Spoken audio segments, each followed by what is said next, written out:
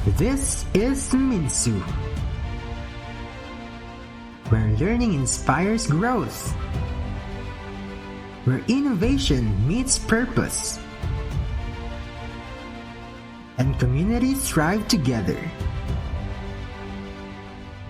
A place where talents shine, and the future becomes possible. Local roots, global reach. We are Minsu, lifting minds, shaping futures.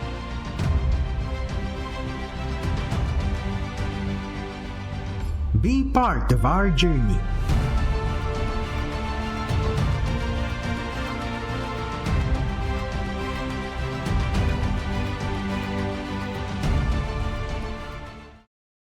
Linking voices, weaving stories. Mula sa bawat departamento, campus at komunidad, ating pakinggan ang mga kwento ng serbisyo, tagumpay at pagbabago. Magandang araw, Minsuans! Ako po si Giselle de la Cruz at welcome sa episode 5 ng Minsu TV Campus Connect.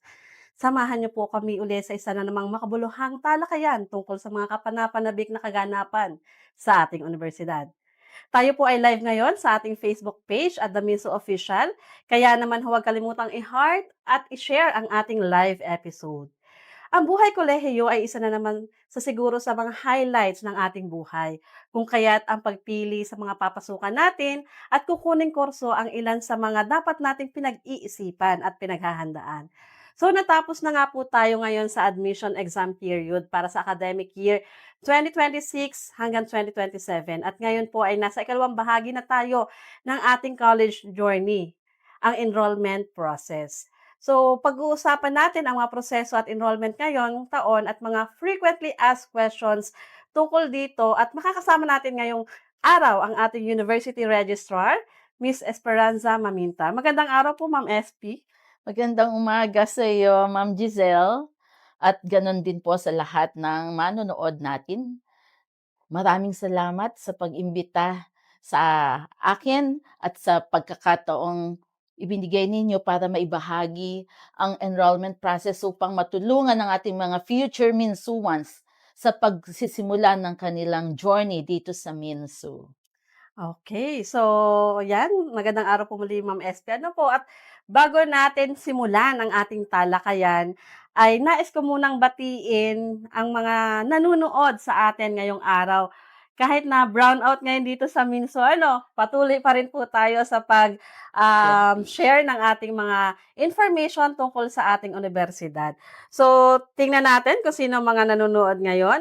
Nanonood po si Mr. Bien Anthony Año si Shasha, si I don't know kung Adeline Bidon, Jezebel Soriano, si Ma'am Chris Gel Katud, si Ma'am Baby Alexa Villanueva, si Sir Judel Corpus Mina.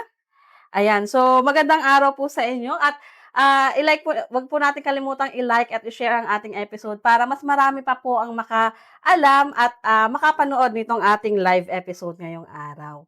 So, gayon din po kung mayroon po kayong mga katanungan para sa ating guests ngayong araw at yung ating episode ngayong araw, maaari po tayong mag-comment sa ating comment section at babasahin po natin ang ilan. Basta meron po tayong time at pagkakataon pa, Paalaala lamang na hinihikayat namin na ang lahat ng magko-comment, sana po ay maging marespeto at maayos ang kanilang pagtatanong upang mas maganda at maayos ang daloy ng ating talakayan. So, simulan natin yung ating episode, ang ating topic ngayon, Ma'am SP.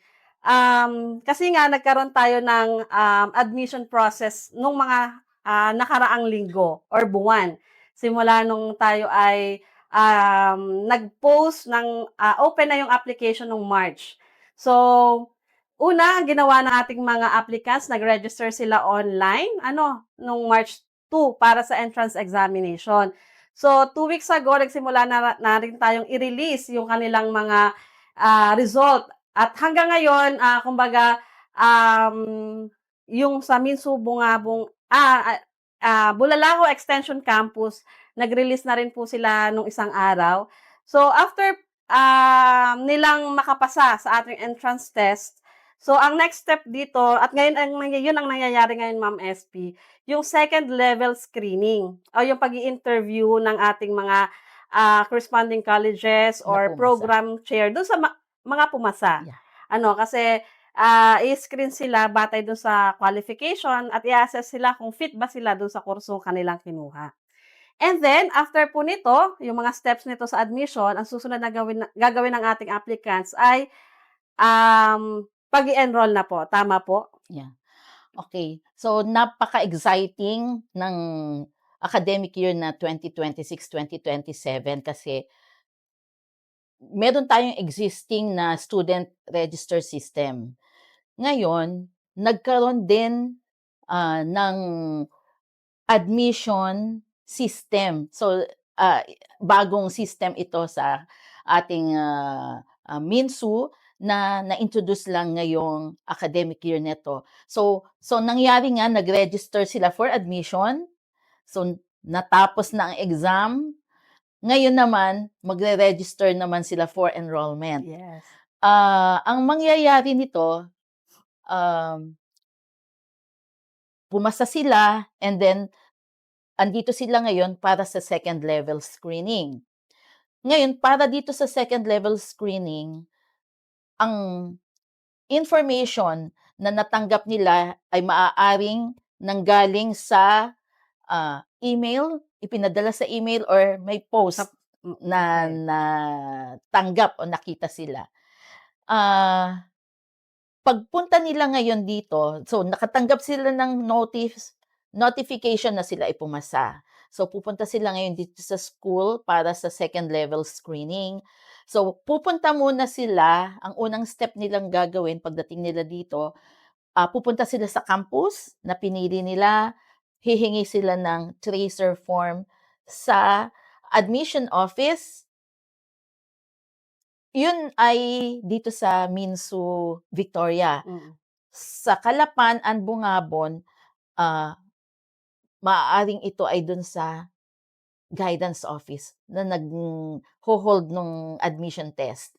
Pagkakuha nila ng tracer forms, o yun nga, pupunta sila, kukuha ng tracer form, may mga fill upan doon ang ating university admission office. At doon din sa tracer form na yon ay may nakalakip na slip na nanggaling sa medical office. So, yung slip na yon from the medical office, nakasaad doon kung ano mga required laboratory tests nilang pagdadaanan. So yun ang complete na set. And then, pagka nakuha na nila ang tracer form, pupunta na sila ngayon dun sa college and they will undergo the second level screening. Okay. Pagka natapos na sila doon sa second level screening, dapat mapirmahan yung 2.1 sa tracer form. Then, magpapamedical exam sila. Yun ay after nilang pumasa sa second level screening hanggang sa June 22. So, yung span of days from the day na nag-undergo sila ng second level screening exam, pumasa and hanggang June 22 ay maaari nilang gawin ang medical exams na kailangan nila. Dahil after nilang magpaka-medical, magkakaroon sila dapat ng medical certificate. At yung medical certificate na yon ay i-present nila sa medical clinic sa campus na dapat mapirmahan ang number 3.1 sa kanilang tracer form. Once okay na yon, punta na sila sa amin sa registrar's office para i-submit nila lahat ng documents na kailangan nila at mailagay ang kanilang student data sa student record system and also to verify the documents na submitted nila like their original Form 138, Certificate of Good Moral Character, and birth certificate plus the ID photo. Okay. So, ulitin po natin, ano po, so yung mga applicant na nakapasa sa second level screening, sila yung accomplish ng tracer's form. Yeah. And then, Paalala lamang po natin, ano po, yung atin pong medical certificate, may mga ilan po tayong colleges na nagre-require na magkaroon muna ng medical certificate or yung mga laboratories na kinakailangan bago po sila mag-second level screening. May mga colleges naman, like for example, sa colleges na kailangan ng medical certificate agad, yung criminology, CCJE, ano, BS Criminology, Aha. BS Hospitality Management, Tourism Tourism management and Management. hospitality management. So, yung mga yun po ay nangangailangan muna ng mga medical certificate bago po tayo second level screening para po makita kung fit po kayo doon sa kurso na inyo pong kinuha. Other than that, pwede nilang i-secure yun after na ng second level screening, bago Yes. mag-enrollment. Yes. Okay, so yun po, maliwanag po yun ano. Yun sa tracer's form naman po, meron naman po yung step by step na nakalagay kung alin po yung unang ninyong pupuntahan, sunod ninyong pupuntahan, at ang panghuli ay registrar's office. Yeah. Sa tracer form, pag pumunta na sila sa registrar's office, so isasabit nga ulit na nila sa amin yung mga documentary requirements. So, at saka yung tracer form. So, doon sa tracer form, nakalagay doon na dumaan na sila sa admission, sa college, sa medical, and then, pag naka-register sila sa registrar's online registrar system, pupunta na sila sa um, mag-a-assign na doon ang registrar's office ng subjects, the courses, and then after that, they will go to the accounting office for the assessment of their courses taken. Okay. So, yun po yung process ng mga incoming first year college students. Ano po, yung mga nag-exam ngayon po na ngayon sa kasulukuyan ay nasa second level screening. So, yun po yung magiging process nyo after po kayong ma-interview ng ating mga deans or program chair. Ang sunod nyo na po ay enrollment kung kayo po ay qualified at pasado sa second level screening. So, how about ma'am? Marami rin kasi nagtatanong sa atin. Transferee po ako po ay returning students. Ano po yung mga proseso po nito pagdating sa enrollment? Okay.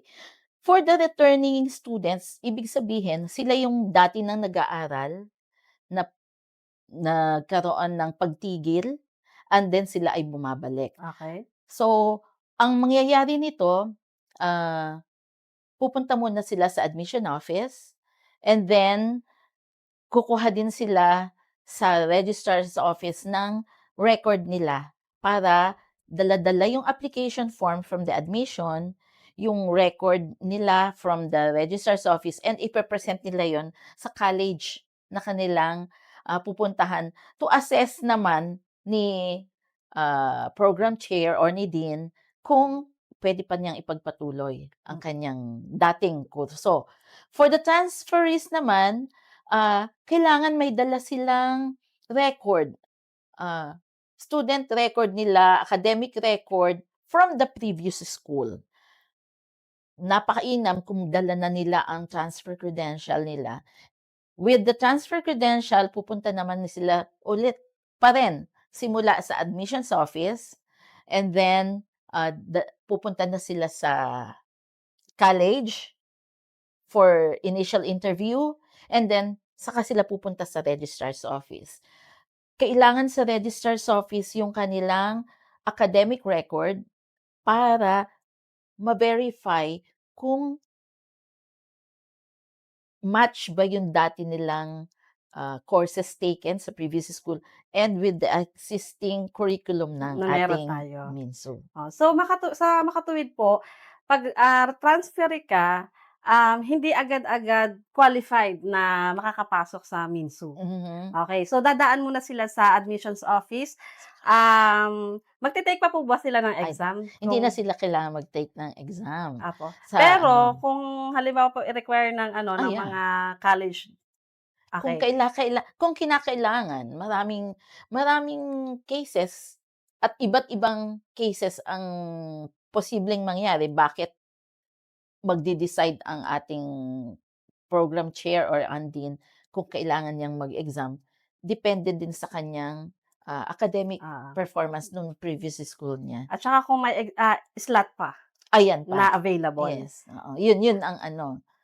Okay. So, yun po yung ano, yung mga, procedure kapag ikaw ay incoming freshman, ano po, yung mga nag-e-exam screening na ngayon, second level.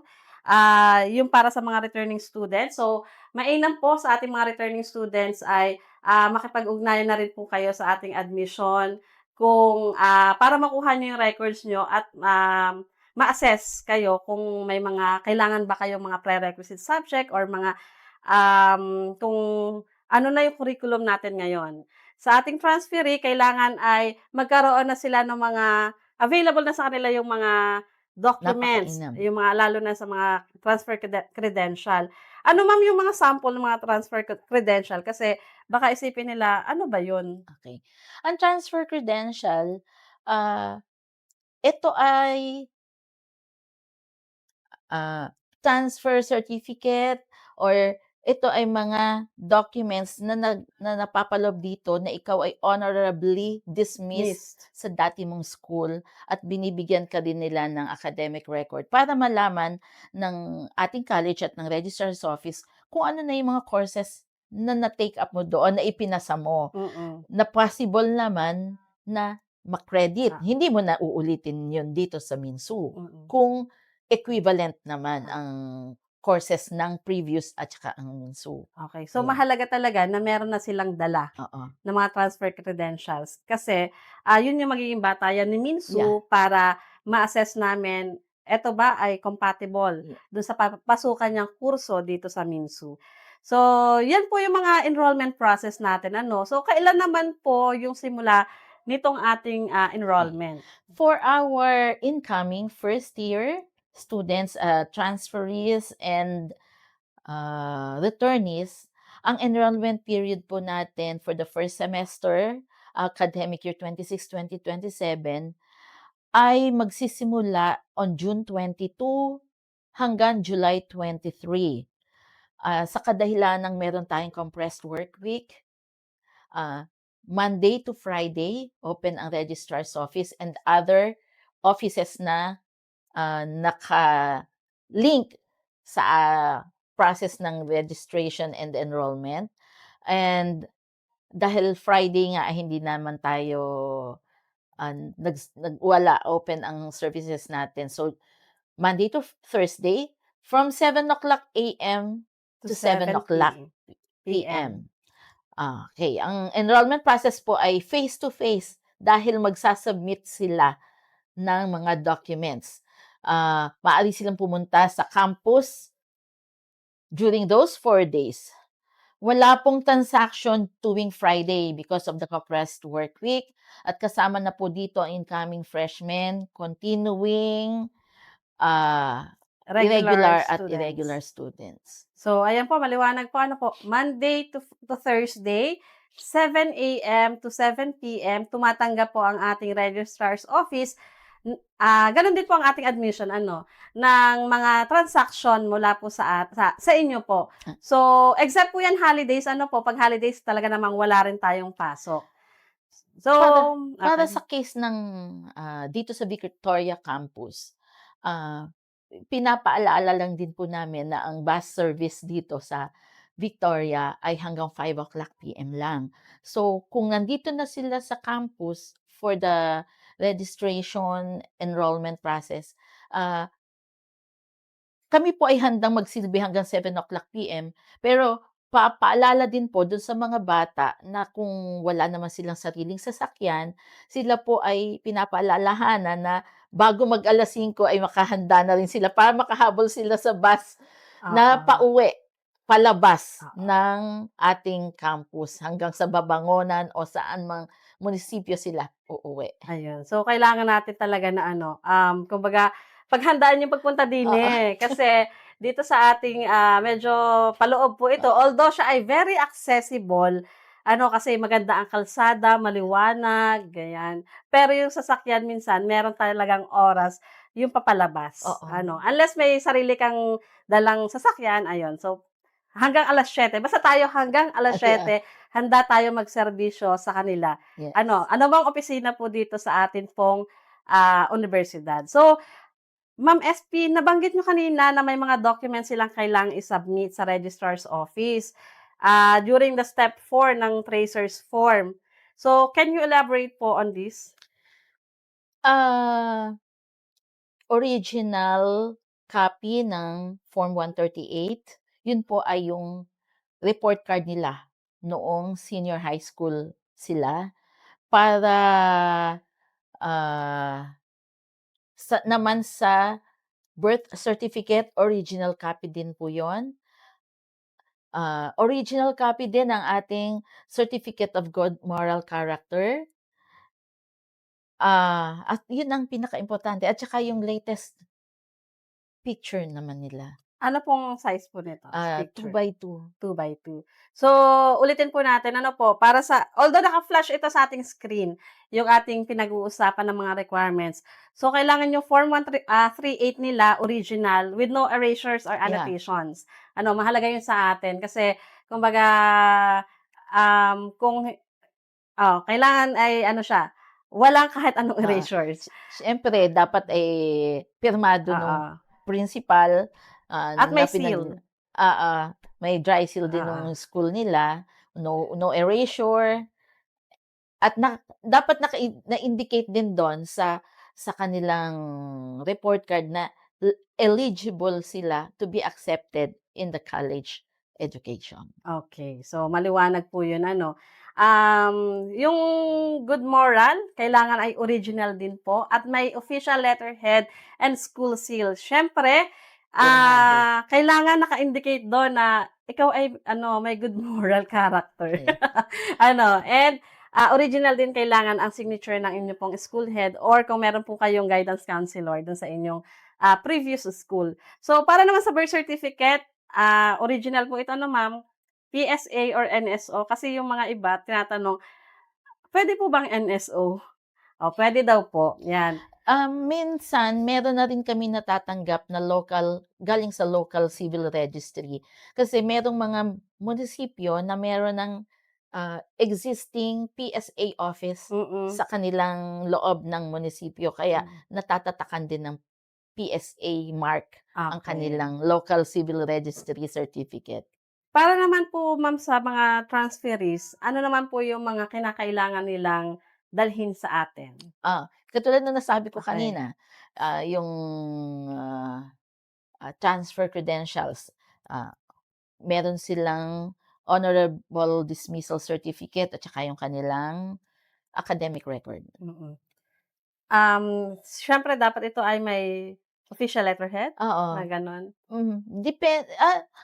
as much as possible, yung official Oo, document. Pero meron naman tayong mga case-to-case ah, basis na tinatanggap din at yun ay pinag-uusapan naman sa mm. ating estudyante. 'Yan. So, and, bago sila makapag-submit sa inyo kailangan nabanggit na rin natin kanina, kailangan sila ay na-evaluate or na-assess na ng ating admissions office. And siyempre kung may slot na do'n sa lilipatan nilang kurso, 'yan. So, sa mga transferee po, usually ma'am may mga prerequisite subject ba silang kinukuha? Yeah, depende pa rin nga sa dala nilang Oo, documents. So kung nakalagay na dun na yung mga prerequisite subjects ay taken na taken na? nila, ay di dire-diretso lang. Pero kung meron makikita sa evaluation na meron pa silang subject na ayon sa Ah, ating curriculum, oo. ay di pag-uusapan pa rin yun. Okay. So, same with the returning Returnees, yeah. students, ano po. So, ang tanong po ay, paano daw po 'pag hindi kumpleto ang mga requirements nilang dala? Simula ng inyong second level screening, medyo mahaba-haba na itong araw na bakasyon hanggang June 22, ay di atin pong ihanda na. Ngayon kung saka-sakali man na, talagang sa hindi inaasahang pagkakataon at maraming rason na hindi nila nadala, ay hindi kasi namin maa-assess. Hindi natin malalaman kung anong i-e-enroll do'n sa bata. Kaya napakahalaga na dala nila ang kanilang mga documents. Otherwise, di pang first year talaga, sisimula tayo sa simula. Mm. Eh, marami ding instances na kaya kailangan ang kanilang transfer credential ay dahil may record sila do'n sa previous school. So, Mm. kailangan talaga nating ma-assess kung kumpleto at naipasa nila o kaya kung meron mang clearances na kailangan nilang harapin Mm. doon sa previous school ay Ah. napakainam. So, kung hindi talaga nila dala, mape-pending lang. So sa makatuwid, kung hindi kumpleto ang inyong mga requirements, ay posible na hindi kayo maka-enroll. Yeah, Yes. pending lang sila doon. So, kailangan talaga kumpletuhin nila yung mga requirements kasi kahit saang school, Oo. kahit saang school, hindi pinapayagan na hindi kumpleto yung requirements. Lalo na kung ikaw ay transferee or incoming freshman. Yeah. Okay. So, ayan po, maliwanag naman yung ating mga naging talakayan. Ano po? So, dito may tanong tayong nakuha sa atin pong comment section. Ma'am, paano po yung transferee? Yung akin po kasi accepted lang ang nakalagay at galing po ako sa admissions office. Ang sabi sa akin, hindi na daw po ako magte-take ng exam at makakapasok na po ako. Matanong ko lang po kung may kailangan pa bang i-submit. Siya po ay transferee. So, nanggaling na siya sa admissions office at Di accepted ang nakalagay. So, kailangan may tracer form. mm. So, doon sa tracer form, nakasaad naman doon kung ano yung mga dapat niyang pagdaanan. From the admission, pupunta doon sa college, medical. So, talagang yung tracer form ay napakainam na guide Oo. ng bata at guide ng MINSU kung anong service na ang kailangan niya. Okay. So, ayun po kay Ma'am, I don't know kung ito ay lalaki or babae, Zyril. So kailangan po kung ang sabi po sa inyo ng admissions office ay, accepted na po kayo at hindi niyo na kailangang mag-exam at kayo po ay pasok na, kailangan niyo pa rin pong kumuha ng tracers form at siyempre kailangan dala-dala lahat ninyo yung inyong mga credentials, yung nabanggit po kanina ni ma'am, para ma-process at diretso kayo sa enrollment. So, para naman po sa ating mga susunod na talakayan, atin pong sasagutin pa rin kung meron tayong mga tanong at mga komento dito sa ating comment section. Huwag po kayong aalis at magbabalik po kami makalipas ang ilang paalaala. Welcome to Mindoro State University, where dreams take root and futures rise. A university of the people, grounded in culture and driven by excellence. From its humble beginnings, MINSU grew into a full-fledged university on March 16, 2021, through Republic Act 10596 as amended by Republic Act 11006. Guided by its vision, mission, and core values, MINSU fulfills its mandate in instruction, research, extension, and production, fueling inclusive development across Mindoro and beyond. Mindoro State University takes pride in its 3 campuses. The main campus in Victoria, home to agriculture, Bungabong Campus, advancing fisheries, and Calapan City Campus, pioneering technology and innovation. Education lies at the heart of MINSU. With 20 undergraduate and 6 postgraduate programs, the university equips learners with the competencies needed for a global future.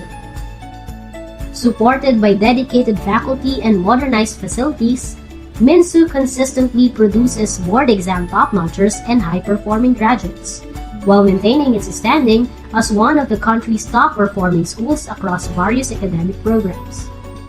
MINSU is a hub of discovery and community engagement. Its research centers and extension programs drive solutions in sustainable agriculture, climate-resilient technologies, aquaculture, social innovation, and environmental stewardship.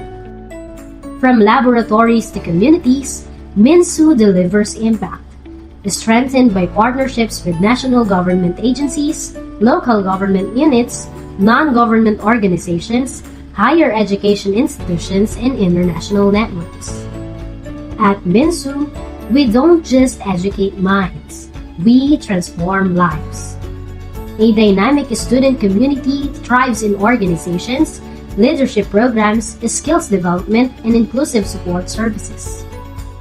Talents shine in culture and sports, and students grow into leaders of purpose. Complementing this holistic growth, the university provides specialized, industry-aligned facilities. From advanced laboratories and simulation rooms to training hubs and modern workshops, students gain hands-on experience, master industry-relevant skills, and operate cutting-edge tools and technologies, fully preparing them for the professional world. MINSU continues to upgrade its academic and digital infrastructure. With enhanced connectivity, modernized laboratories, and strengthened digital platforms, the university ensures accessible, future-ready, and student-centered education for every Minsuan. MINSU remains deeply rooted in the communities it serves. Through livelihood and capacity-building programs, the university uplifts families. It also honors the Mangyan heritage, promoting cultural integration and inclusive, sustainable development. From being the first state university in Mindoro to gaining national and international recognition, MINSU brings Mindoro to the global stage through partnerships, exchange programs, and cross-border research initiatives.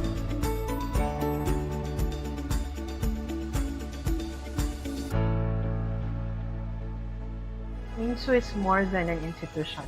It is a home for learners and partner in nation building. Our vision is clear: to lift MINSU to greater heights, ensuring that our graduates are not only ready to serve our country, but are also prepared to thrive in the global arena.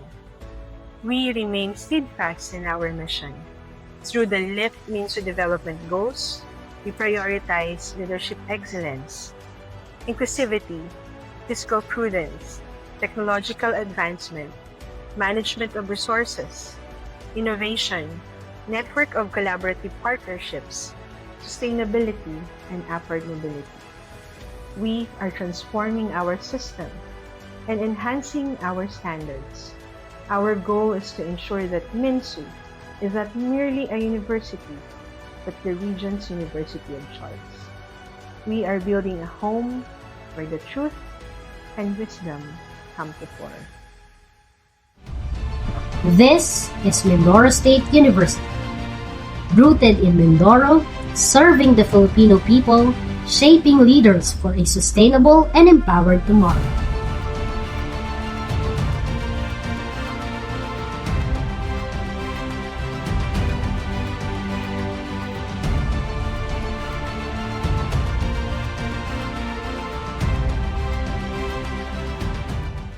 At nagbabalik po ang MINSU TV Campus Connect. Kasama pa rin natin ang ating University Registrar, Ma'am Esperanza Maminta. So bago po natin ituloy ang usapan natin, kanina ay batiin muna ulit natin yung mga manunood natin. Ayan, so nanonood po sa atin ngayon si Ma'am Christine Papasin Panuntan, si Ma'am Fiore Moira Alcaide, si Ma'am Keisha A. Vega, si Ma'am Regeline Gabay, si Ma'am Sir Jess Tafalia, Ma'am Ella Condiman, si Ma'am, actually yung mga iba, mga, Ella, yan. Si Ma'am Jasmine Ihina, Karen Rirao, and, Sir Bien Anthony Anyunueva, actually nabati na siya kanina. So ayan po, maraming salamat po muli sa inyong panunood dito sa ating episode 5. Huwag po natin kalimutang i-like at i-share po ulit ang ating live episode para mas marami po yung makapanood at may-share po natin yung mga information natin dito sa universidad.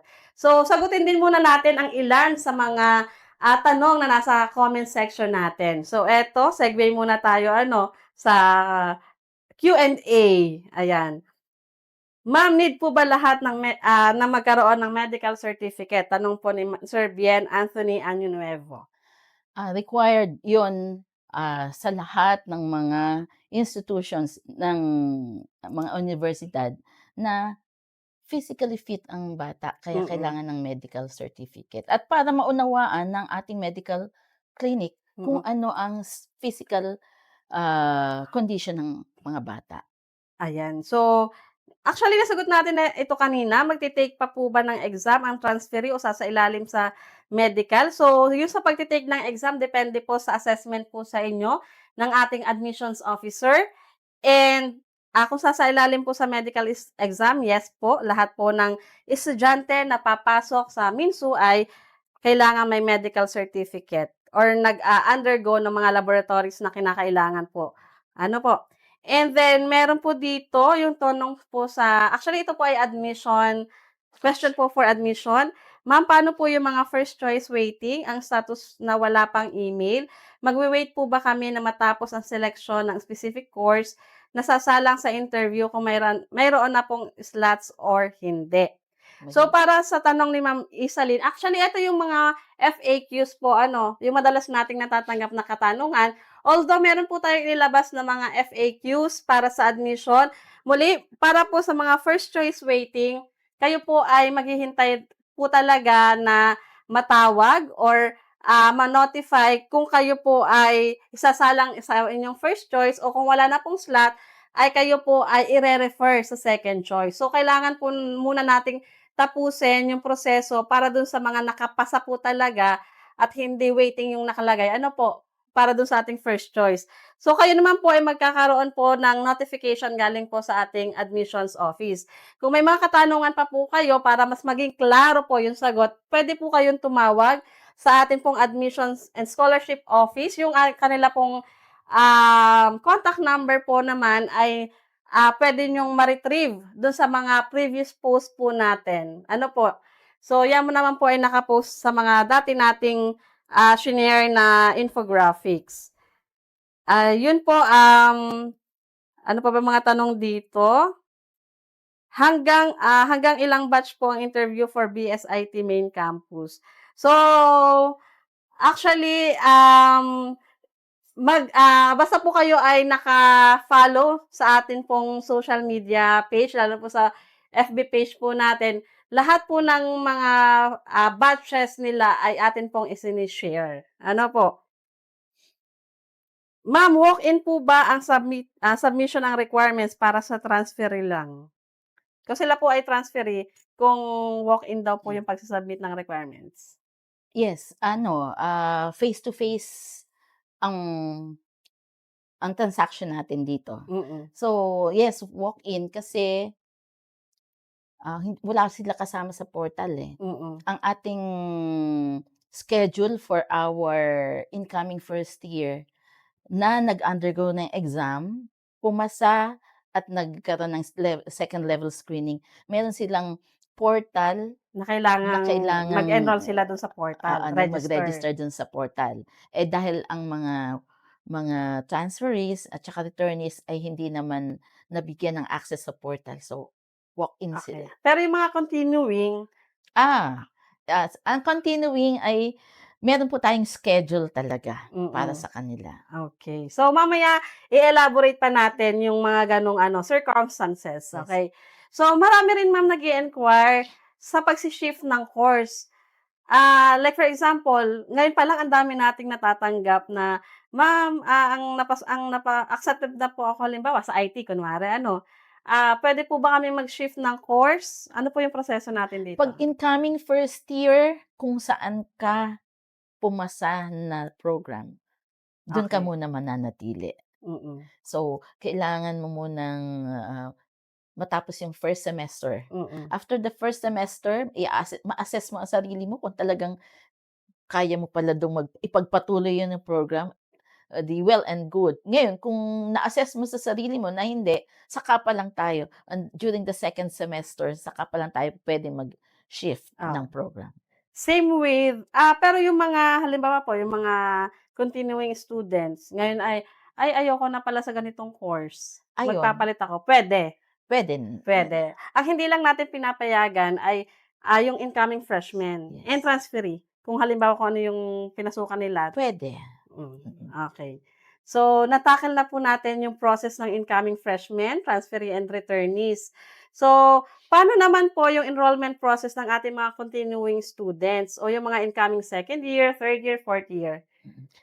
Meron na tayong existing, student registration system. Mm. So, manatili silang mag-follow sa mga announcements ng ating page at naman laging active dapat yung inyong portal, yung inyong personal, portal para, dun ulit tayo magre-register. Mm. So, kung anong araw naka-schedule, 'di ano. So, kailangan active yung email kung sakaling from time to time ay nag-o-open kayo at nakita ninyong hindi ninyo ma-access, so makipag-ugnayan na kayo sa registrar's office para matulungan namin kayo to activate your personal account. Okey, kasi yung iba diyan nakalimutan na yung Ayun. password. Huwag magpapalit ng email, address. Hangga't maaari yung the same email address, i-a-activate lang natin yun. Ire-reset lang. Okay. So, maliwanag na yung mga continuing natin, meron tayong portal na dun tayo mag-e-enroll. Oo. Oo, Magre-register. magre-register. So, hindi na nila kailangan dito ang pumunta face Yeah. to face? Okay. So, yun naman yung kagandahan, Oo. ano. So, kung kayo po ay continuing, tandaan po natin maigi yung ating, account sa ating sa ating portal. Ano po? Tsaka yun din ang lagi nating paalala sa kanila, may susundin tayong academic calendar of activities, may schedule tayo para sa particular program ninyo. So, hangga't maaari, sundin lang lagi ang ating mga schedule Ah. para hindi sila nahihirapan. At saka open, very Yeah. open ang Yeah. ating registrar's Yeah. office sakaling kayo po ay may mga katanungan Yes. pagdating sa enrollment and Thank other you. Thank you services for na that. inaano ng registrar's office. So, ma'am, how about po yung other services na ino-offer ng registrar's office? Malipit po kasi dito yung nagtatanong din po sa page natin, ano po, paano po ba mag-request ng mga credentials? Ano po yung proseso ninyo? Um, Normally, ang atin pong process ng pagre-request for transcript of records, diploma, ang diploma just in case na nawala, mga certificate of enrollment, certificate of units earned, ay tayo po ay pupunta sa respective campus. Campus. And then, meron po tayong mga forms na requisition slip para fill upan. Meron dong control number, meron tayong babayaran corresponding amount para doon sa nire-request nating document. So, pupunta sila sa accounting office and then kapag bayad na, bibigyan natin sila ng date kung kailan ang release. So, may mga pagkakataon na merong nagre-request kung sila ay taga-South, malayo, para hindi na sila bumalik ulit dito sa Victoria Campus. Ang arrangement kung minsan doon na lang nila inire-request na sa Bungabon Campus nila kukunin. So, we cater to that mga klaseng request. Meron din namang online, nag-e-email sa amin. So, we also entertain such requests. Okay. So, kung halimbawa po ay ako po ay hindi makakapunta para mag-request, puwede po bang halimbawa yung kapatid ko or yung friend ko mag-request? Yes. So, kinakailangan lang na may magbibigay ka ng letter of authorization para dun sa iyong authorized representative, with photocopy ng ID kung sino ang nagre-request and photocopy of the ID ng representative niya. Kailangan po ba 'di ba yung usually yung 'pag may mga photocopy ng ID, 3 signature, may mga gano'n pa po ba? Okay. So, tapos may mga, medyo siguro nagra-rush 'to, may nagtatanong, Within the day ba makukuha yung mga gano'ng requirements? Meron tayong, dates, a number of days, turnaround time Hmm. para sa mga documents na nire-request nila. Merong mga, documents na within the day, sa ARTA Oo. natin ay merong number of hours, Hours. number of minutes. So, meron tayong sinusunod na mga turnaround Turnaround time. time. Kaya kung within the day lang natin nakalagay dun, so within the day puwede Hmm. nilang hintayin. So, um, 'pag minsan, eh, di nare-request din natin sila na nakakapaghintay-hintay sila ng ilang oras pa, depende kasi sa haba Oo. din ng ating Oo. mga Pero requests. kapag mga TOR diploma, 7 7 days. days, yeah. Okey. Atin naman silang ini-inform just in case halimbawa, hindi umabot ng 7 days, ini-inform naman natin na puwede na makuha. Yeah, Ayan, yeah, oo. tama Pero 'yan. laging, tulad nga ng sinabi ni Ma'am Maminta, nasa ARTA po natin 7 days yung, time na palugit para maibigay namin sa inyo yung mga nire-request niyo, like TOR at saka yung Diploma. diploma. In case po na, yung diploma po halimbawa ay nagre-request sila na wala, ano po yung mga requirements nila Okay. dito? So, ang mga pangyayari kung bakit ang diploma ay nagre-request sila for second copy, maaring nawala, maaring nasira, nabaha, Mm, at hindi na mabasa. So, kapag nawala, so may dala po silang, affidavit of loss, loss. signed ng Abogado, notarial notarial lawyer. oo. Ngayon, kung halimbawa naman, hindi nasira ang pagkakakinain ng mga Oo. insekto, ganyan.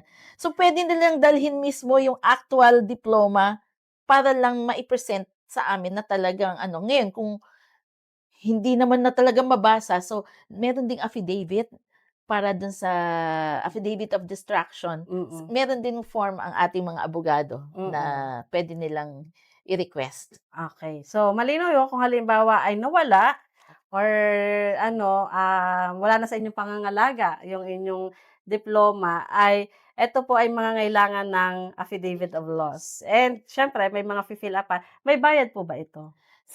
Ang affidavit of loss po ay sa abogado Ah. nire-request. So, depende po dun sa Opo, ibig ano, sabihin 'pag sa atin po ah, magpapa-ano, ₱200 po for second copy of diploma. ah, Ang atin namang transcript of record, ₱50 per page. okey. So, how about ma'am yung simpler process po 'pag nagpapa-certified true copy po Hmm, ng mga credentials, na may services din po ba tayo ayan. na ganito? Ah, Kapagka po certified true copy of documents, so kailangan dala nila yung original copy of the document. Ah, Ah, Puwede po nila 'tong ipa-photocopy bago na rin pumunta dito. Kasi kung minsan walang kuryente, oo, so habang bago pa sila pumunta dito ipa-photocopy ah, na nila ng complete details, and oo, then ayun, ₱10 per page po ang ating, service for certified true ah. copy of Eto po documents. ay kahit ilan? Yeah, Okey. Kahit basta mga ten 5, pesos per ₱10 page. per page. And ito naman po, kung may dala po kayong photocopy na nung ano, ito po ay vine-verify pa rin ng Yes. ating ano, registrar. Kasi baka ano, Yeah. na-photoshop na yung mga grades. Opo, may Oo, control number ang ating mga documents, okey. kaya tinitingnan pa rin namin yung folder nung particular student. Okay. So, 'yan po malinaw po ano, yung pagre-request ng mga credentials, kung halimbawa ay nawala yung ating mga credentials, kung ano yung gagawin natin, and 'pag tayo ay magpapa-certified true copy, 'yan po yung mga ilan sa mga services pa rin ng ating, registrar. How about ma'am, yung request ng certification, authentication, and verification o yung tinatawag na CAV? Okay, ito pong certification, authentication, verification, ito po ay serbisyo ng ating Department of Foreign Affairs. Sa kanila po nagmula yung form. Ah, Tayo po'y mapalad dahil ang ating, DFA ay member nung Agreement for International Apostille. Mm, Tayo pong MINSU dahil tayo ay state university, pinayagan po nila na ang ating mga graduates ay magkaroon ng verification through the arrangement with the university direct Mm, to the Department of Foreign Affairs. mm. So ito po ay ating binibigyan ng certification using the form from Mm. DFA. Photocopy po natin yung kanilang certified true copy yung kanilang 2 sets of their TOR and the diploma. I-attach po to dun sa certification at dadalhin po nila ito sa DFA. Ang processing po nito ay 7 7 days kung magre-request sila ng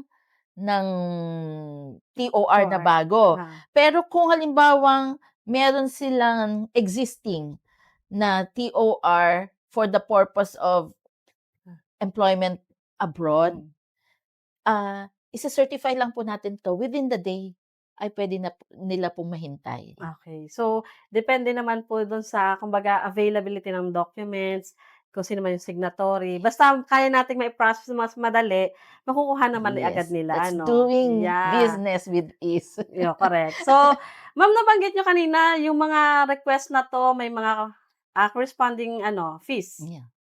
So, kanina nabanggit nyo na ang atin pong TOR, ₱50 per page.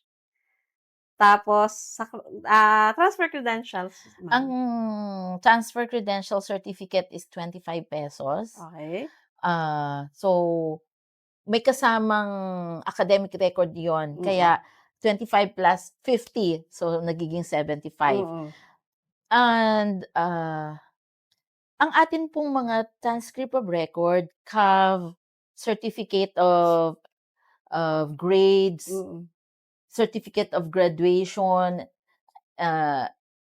earned units, Mm. ito po ay government issued certificates. Kaya po ito may corresponding documentary Stamp. stamp tax na dapat bayaran. So may additional po itong ₱30. Okay. Yan. So, yun namang ating mga ini-impose na mga, fees dito, ito naman po ay, approved by the board. Yes, Correct, tama yan. po yan. Hindi po tayo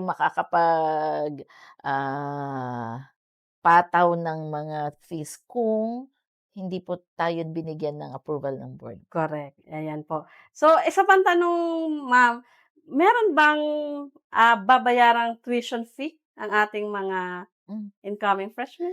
Lahat po ng estudyante ng MINSU, dahil tayo po ay free higher educational institution, ay libre po ang ating tuition fee and other miscellaneous fee. Wala po silang So, wala binabayaran. silang babayaran, as in free? Yeah, free Oo. higher education po talaga. Maliban sa Maliban kung sila ay naka-graduate na ng college. second degree taker? Yeah, mga second degree taker. Dahil sila po ay nabigyan na ng serbisyo ng gobyerno. So, kung magpapatuloy sila for another program, ay di sariling pagbabayad na po yun. So, may mga corresponding fee na yun? Apo. Okay. Ma'am, is there any announcement po na gusto nyong i-share sa atin, sa lahat? Okay. Meron announcement tayo dahil tayo ngayon ay may haharaping summer or special term program. Simula June 8 hanggang July 24 po ang summer classes. Ang enrollment po is June 1 hanggang June 4. Dahil ang Friday 5 ay bukod po dito, sa ating undergraduate, meron tayong graduate studies. Sila din po ay kasabay ang enrollment ng graduate studies, June 1 to June 5, sa mga kukuha ng special term courses. Ang isa pa pong announcement, baka po malimutan, yun pong mga incoming first year, dahil nga sila may admission system portal. After po nila makapasa sa second level screening, gawa na nila yung kanilang medical exam, babalikan po nila yung kanilang admission portal. para po makapag-set naman sila ng schedule kung kailan sila babalik dito sa Minso campus, para sa kanilang registration for enrollment. So, sila na po ang pipili Ng ng date. schedule, ng date kung kailan sila kumpleto ang documents, kung kailan sila babalik. Magmula June 22 hanggang July 23. Pero siyempre ang mas maganda, first come, first serve. Kumbaga, hangga't maaga kayong makapunta, mas maganda para habang maaga, alam nyo na agad na enrolled kayo. Ah. Ang sistema po nito, magla-login po ulit kayo dun sa portal, magse-set kayo ng schedule, and may cut-off po kasi baka mamaya, lahat naman magsabay-sabay ng June 22, June 23, hindi naman namin kayanin sa oras. Dahil ang oras nga natin ay 7 AM to 7 PM. So ngayon, ang ating Calapan campus, nag-set po sila ng 150 students Per per day. day. Dahil mas marami ang kanilang possible qualified enrollees. Enrollees. Dito po naman sa atin sa main campus, sa Victoria campus at sa Bungabon campus, ay nag-schedule po kami ng 60 students per day para maluwag lang yung hindi ang influx Ah. ay hindi mahirapan dahil din nga sa biyahe, ayan. Ano pa ba? Yun. So, kailangan po ulit kayong mag-login sa portal para makapag-set kayo ng schedule kung kailan kayo babalik for registration for enrollment. Yan. So, yung ano lang po natin, summarize lang natin yung sinabi ni Ma'am Maminta. Ano po, yung in-announce niya kanina is for summer. Yeah. Summer term or special term para dun sa mga gustong mag-summer. Yeah. Or may yung sa special term. Yan po ay June 1 to 4. So, kayo po ay may kanya-kanyang, yung mga courses, may kanya-kanya po silang date kung kailan sila mag-e-enroll. So, kami po ay magpo-post din para po mas malinaw sa ating mga estudyante kung kailan po sila pwedeng mag-enroll ngayong summer. And then, para po sa mga incoming freshmen, ito po ay by appointment na. Okay. Yes. So, maglalabas din tayo ng instruction para papaano yung kanilang gagawin para dun sa appointment na yon. Bakit ka mo na itanong, may mga nasa isipan ko, bakit ba 150 sa Calapan, then 60 lang ang sa Victoria at saka sa Bungabong? Mas marami ang Qualified applicants. Qualified applicants sa Calapan. Okay. And then, dito naman sa atin ay hindi naman ganun karami. Pero, yun, para lang din hindi din ang influx ng mga estudyante. So, sa makatuwid, ma'am, dun sa ating appointment scheme para sa ating enrollment ng incoming freshmen, ito po ay kahit na anong kurso. Yeah. Basta sila ipipili dun sa date between June 22 and July July 22. July 23. 23. So, sila po ay pipili doon mula sa June 22 hanggang July 23 kung anong araw sila mag-e-enroll. Kasi baka mamaya yung iba hindi pa tapos sa kanilang medical exam. Mm-mm. So, sikapin nilang matapos, and then pag natapos nila, ay mag-schedule na sila. Yung iba kasi baka mas nauna silang makakumpleto. So, pwede na silang mag-register. Ngayong summer naman na June 1 to 4 ay ito po ay online. So, habang nagbabakasyon sila, pag nag-open ang portal for summer ng June 1 to 4 enrollment for a special term, pwede po silang, para hindi na rin muna sila mamamasahe, mainit ang lumabas.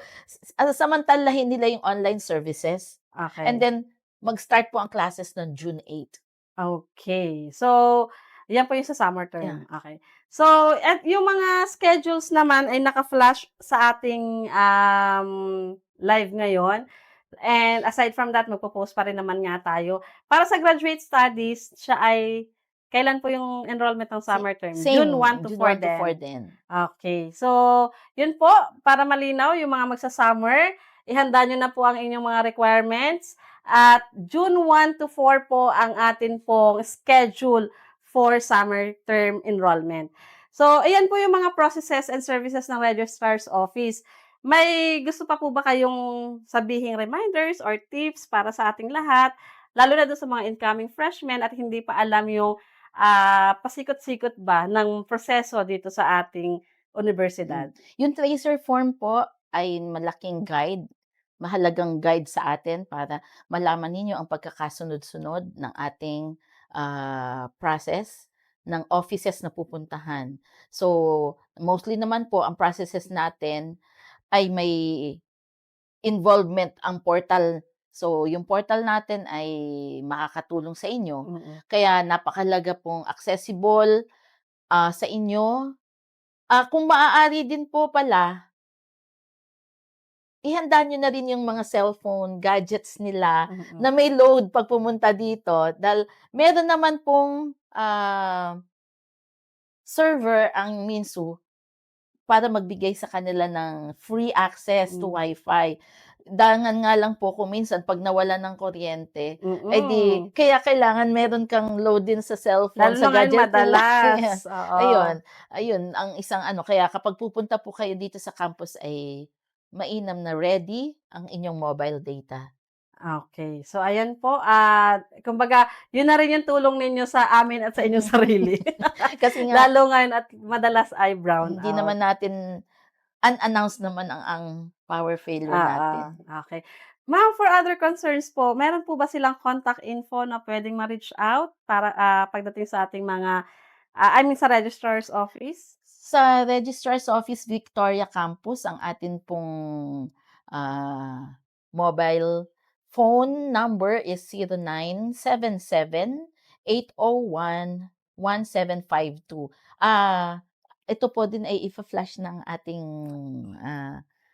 Ng ating admin, Mm. oo. So, naka-flash po sa inyong mga screen yung contact numbers or kung saan po ninyo pwedeng ma-contact ang ating admissions office. 3 campuses po siya. Registrar's office rather. Lagi kasi ang ating mga katanungan galing for admission, oo. So, yung registrar's office po ay naka-flash po ang mga contact numbers po nila at diyan po niyo po sila pwedeng tawagan or kung may mga inquiries po kayo na gustong malinawan. Meron po din tayong bawat registrar's office ng bawat campus ay meron din pong FB page. So, Yan. pwede rin po kayo mag-message sa amin doon. Okay. So, ang lahat naman po ng mga medyo nalilito kayong instruction, magkakaroon po kami ng infographics para dito para mas malinawan kayo paano ba yung gagawin nating proseso pagdating ng enrollment period. Ma'am, maraming salamat po sa inyong time and pagkakataon po na makapag-share sa ating mga viewers. Lalo na po dun sa mga incoming freshmen na medyo nalilito sa proseso natin.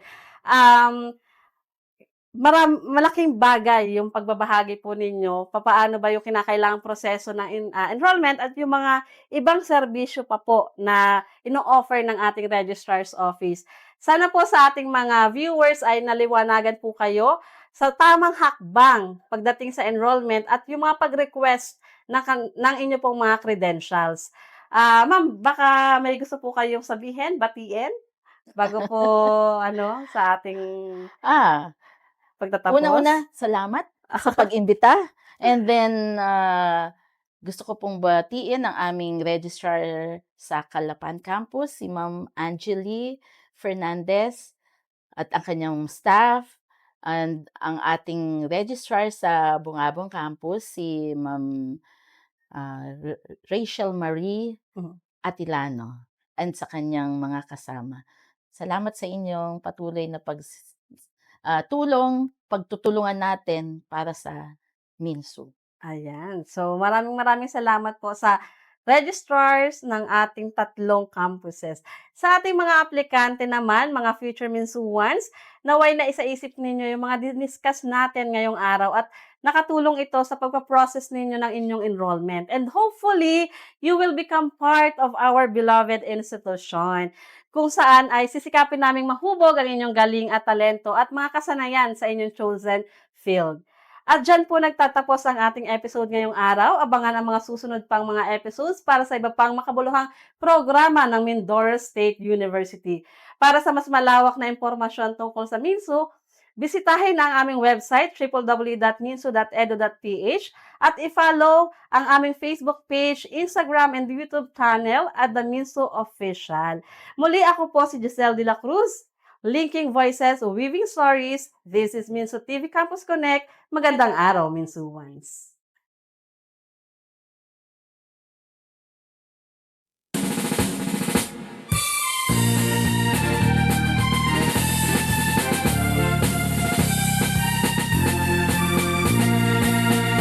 Raise your voice throughout the land.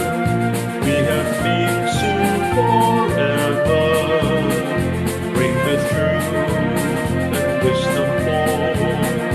Our unyielding spirit soar. A humble few to till the land. Wishing all the world could share. It's our goal to shape and teach, every willing arms to reach. We have planted all the seeds, and the yield are all our dreams.